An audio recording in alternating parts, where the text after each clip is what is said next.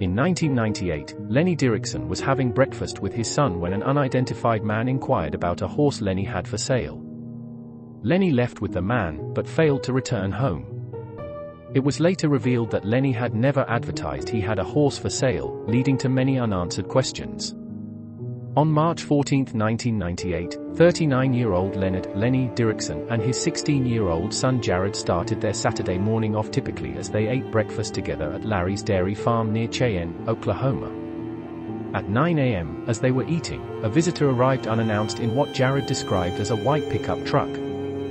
Lenny went outside, and Jared watched his father interact with the stranger from inside the house for several minutes, and while he sensed no history between the two, their conversation seemed friendly. The stranger was described by Jared as a Caucasian male with a full, reddish beard, who wore a baseball hat with the words, "No Fear," printed on the front. He appeared to be in his early 40s, above 6 feet in height, and around 210 pounds.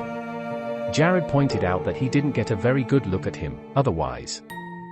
When Lenny returned, Lenny told Jared that the man inquired about the sale of one of Lenny's stud horses, and expressed interest in seeing the animal. Before leaving with the man, Jared says that his father last said to him, "So he told me that he was going to go with him. He said to stay here and get some feed and go feed the cows, and he'd be back that afternoon."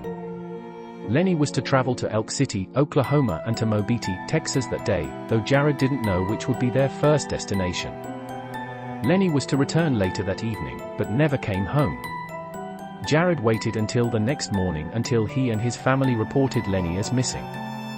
Upon a thorough search of the house, investigators discovered that Lenny left his uncashed paycheck at home, but had $150 or possibly less on his person the day he disappeared.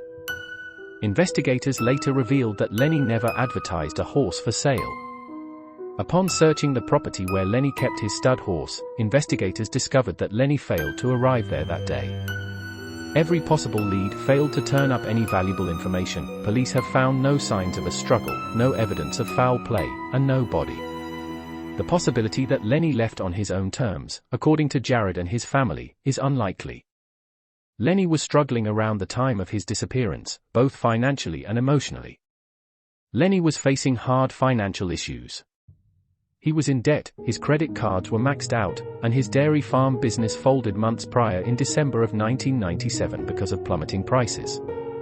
He had also recently gone through a painful divorce in 1996 that splintered the family with a bitter custody battle over Jared and his younger sister. However, Lenny's family is insistent that such behavior would be much unlike him, and that they firmly believe that he wouldn't have abandoned his family. Jared said, "Me and my dad, we were together every day. Every morning, we'd go work, do the chores, and I'd go to school.